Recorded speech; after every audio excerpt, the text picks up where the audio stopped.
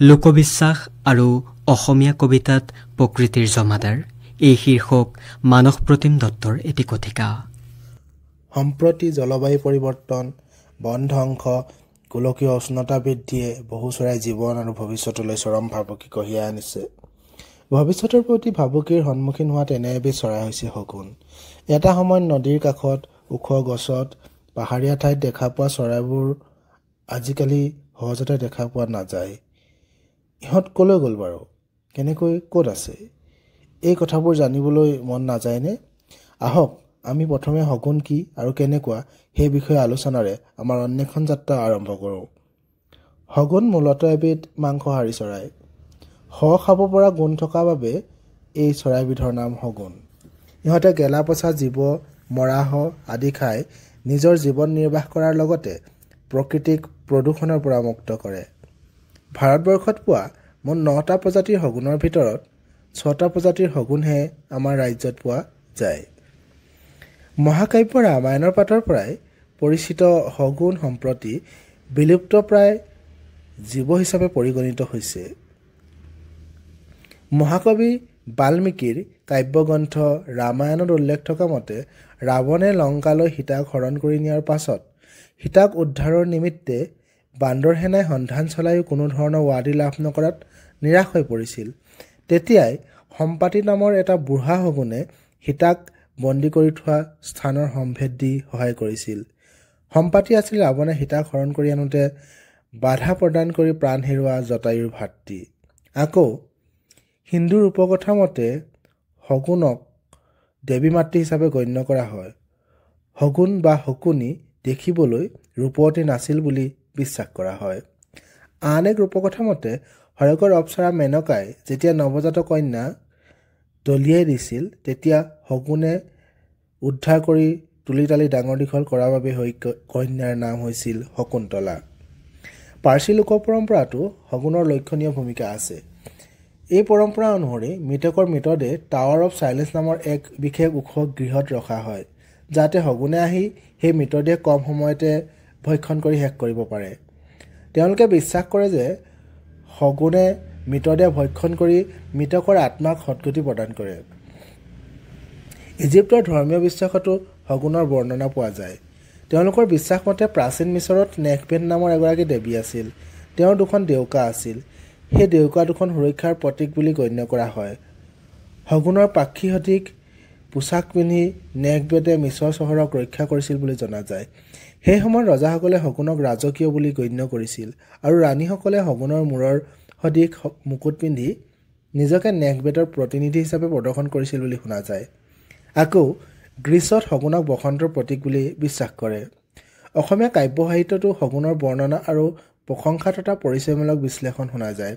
1957 চনত অসম কেশৰী অম্বিকাগিৰি ৰায়চৌধুৰীৰ বিখ্যাত কবিতা মানুহত শগুন কেন্দ্ৰিক কথা শুনিবলৈ পোৱা যায়। কবিতাটোত উল্লেখ আছে, মানুহ কথাই কামে চিন্তা ভাবে সাজে কাছে মানুহ যদি নোৱাৰ হব বাঘ নহবি শগুন হ।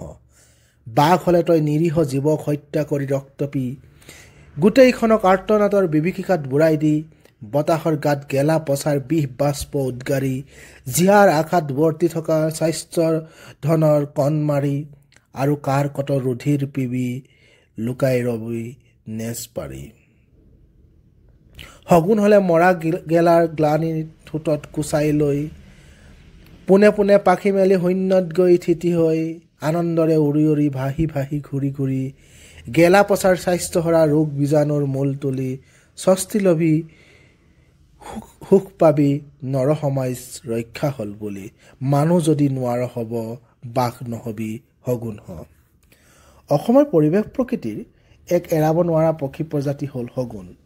মহিম বৰাৰ কবিতা উভতি নহাৰ কথাত সন্ধিয়াৰ আকাশত শগুনৰ কল্ললিত স্বৰৰ কথা শুনা যায়। তেখেতে লিখিছে, দলে দলে আকাশৰ বুকু মুখৰিত নিনাদিত উভতনি গান ডাউকি বগলী কত শগুন হৰালি কল্লোলিত হংস বালকা দেউকাত চকামকা সন্ধিয়াৰ শান্তিৰ ধোৱা। আধুনিক অসমীয়া কবি বিজয় শংকৰ বৰ্মনে শগুন আৰু ইয়াৰ সাম্প্ৰতিক স্থিতিক নীতিৰ ৰূপত তুলি ধৰিছে তেখেতৰ কবিতা পুথি বিশুবৰ্হিয়নিত প্ৰকাশিত শগুন শীৰ্ষক কবিতাটোৰ জৰিয়তে। তেখেতে লিখিছে, MV স্কুলৰ জ্ঞানদায়িনী সভাত আমি দুটা অপৈতা কৌতুক অভিনেতাৰ সেই ভালচাৰ কৌতুকত আনে নাহাঁহিলেও আমাৰ লাজে হাঁহিছিল। এই স্তৱকৰ জৰিয়তে আমি উভতি চাব পাৰোঁ আমাৰ শৈশৱৰ দিনবোৰ। শৈশৱতে যেতিয়া আমি ভালচাৰ বুলি কৈছিলোঁ, তেতিয়া এজনে আনজনক হয়তো কৈছিলোঁ, ঐ শগুন মানে কি ভালচাৰ। কবি বৰ্মনে আকৌ লিখিছে, আজি হঠাৎ শকুন্তলা সুন্দৰীৰ আখ্যান শুনি থাকোঁতে শকুন্তলা নামৰ অৰ্থ বিচাৰি আকৌ দেখোন তোমাকেই আৱিষ্কাৰ কৰিলোঁ সেই শগুন। শকুন্তলাৰ সৈতে জড়িত হৈ আছে শগুনৰ নাম। শগুনক বাংলা ভাষাত কোৱা হয় শকুন বুলি। সেই শকুনে তুলি তালি ডাঙৰ দীঘল কৰিছিল শকুন্তলাক। কবি বিজয় শংকৰ বৰ্মনে একেটা কবিতাতে আকৌ লিখিছে, এইহেন শগুনেও হাও দিব পাৰেনে? শগুনৰ সাপত বুঢ়া হাইলা মৰেনে? শগুনৰ হাওত বুঢ়া গৰু অৰ্থাৎ হাইলা বা বলদ নমৰে। আমাৰ সমাজত প্ৰচলিত এটি ফকৰা। আচলতে পুৰণি দিনত একেলগে বহুতো গৰু মৰিলে এয়া শগুনে হাও দি মাৰিছে বুলি ভাবিছিল। পিছে ই এক প্ৰকাৰৰ অন্ধবিশ্বাসহে। সেই কথা বুজিবলৈ তাহাঁতে চাগৈ কোনো বিজ্ঞান মনস্ক চহা ব্যক্তিয়ে কৈছিল, শগুনৰ হাওত বুঢ়া গৰু নমৰে। আন এটা স্তৱকত কবিয়ে আকৌ কৈছে, আমি নাজানো, পিছে জনাজনে কয় শ খোৱাৰ বাবেই বাঢ়ি আহিছে অপঘাতী শগুনৰ শ, ডাইক্ল'ফেনাকৰ চিকাৰ কেনে কৌতুক। শ খাই জীৱন বচোৱা শগুনে আজি শ খাই মৃত্যুমুখত পৰিবলগীয়া হোৱাটো এক কৰুণ কৌতুক নহয়নে? আচলতে ডাইক্ল'ফেনাক নামৰ এবিধ মাৰাত্মক বিষনাশক শগুন মৃত্যুৰ বাবে দায়ী। ডাইক্ল'ফেনাক আৰু কিট'প্ৰফেন সাধাৰণতে গৰু ছাগলীৰ বাবে ব্যৱহাৰ কৰা এণ্টি ইনফ্লামেটৰী ঔষধ। এই ঔষধ গৰু ছাগলীৰ দেহত প্ৰয়োগ কৰাৰ পাছত যদিহে সেই গৰু বা ছাগলীজনী বা ছাগলীটো বা গৰুটো মৰি যায়, তেতিয়া তাৰ কিছু অংশ মৃত জীৱৰ দেহতেই থাকি যায়। গতিকে শগুনে আহি এনে গৰু ছাগলীৰ মৃতদেহ ভক্ষণ কৰিলে বিষক্ৰিয়া হয় আৰু শগুনৰ কিডনীয়ে কাম কৰিবলৈ বন্ধ কৰে। যথাসময়ত উপযুক্ত চিকিৎসা নাপালে শগুনে প্ৰাণ হেৰুৱাব লগা হয়। 2006 চনত ভাৰত চৰকাৰে ডাইক্ল'ফেনাকক নিষেধাজ্ঞা জাৰি কৰে যদিও ই মাজে সময়ে বিক্ৰী হৈ থকা কথাও শুনা যায়। সম্প্ৰতি গৰু ছাগলীৰ বাবে বিষনাশক হিচাপে আৰু শগুনক অপকাৰ নকৰা মেলক্সিকেম নামৰ ঔষধ ব্যৱহাৰে শগুনক এনে ভয়াৱহতাৰ পৰা ৰক্ষা কৰিব পাৰি বুলি বিজ্ঞানীসকলে ঠাৱৰ কৰিছে। অসমৰ জনগোষ্ঠীয় লোককাহিনীটো শগুনকেন্দ্ৰিক কাহিনী শুনা যায়। দেউৰী জনগোষ্ঠীৰ লোককাহিনীতো শগুনৰ বৰ্ণনা পোৱা যায়। তেনে এক লোককাহিনীৰ বিষয়ে হৰানন্দ দেউৰীৰ দিবাঙৰ পৰা লুইটোলৈ গ্ৰন্থৰ ছাগলী নোখোৱা খেল সৃষ্টিৰ কাহিনীত লিখিছে এনেদৰে, দেউৰীসকলৰ ভিতৰত থকা টেঙাপনীয়া খেলৰ খুটীয়া টিকা ফৈদৰ মানুহে সাধাৰণতে ছাগলীৰ মঙহ নাখায়। তেওঁলোকে কিয় কেনেকৈ ছাগলী মঙহ নোখোৱা হ'ল তাৰ অন্তৰালত এটা আমোদজনক জনপ্ৰবাদ প্ৰচলিত হৈ আছে। বহুদিন আগৰ কথা, এটা মৰা গৰুৰ চাৰিওফালে এজাক শগুন বেৰি কৰি আছিল। শটো চুব পৰা নাই। এনে সময়তে সেইফালেদি এগৰাকী বুঢ়ী পাৰ হৈ গৈছিল। বুঢ়ীক দেখি ৰজা শগুন অৰ্থাৎ লাচাগনে মাত লগাই ক'লে যে পাৰিলে অলপ সহায় কৰি দিব লাগে।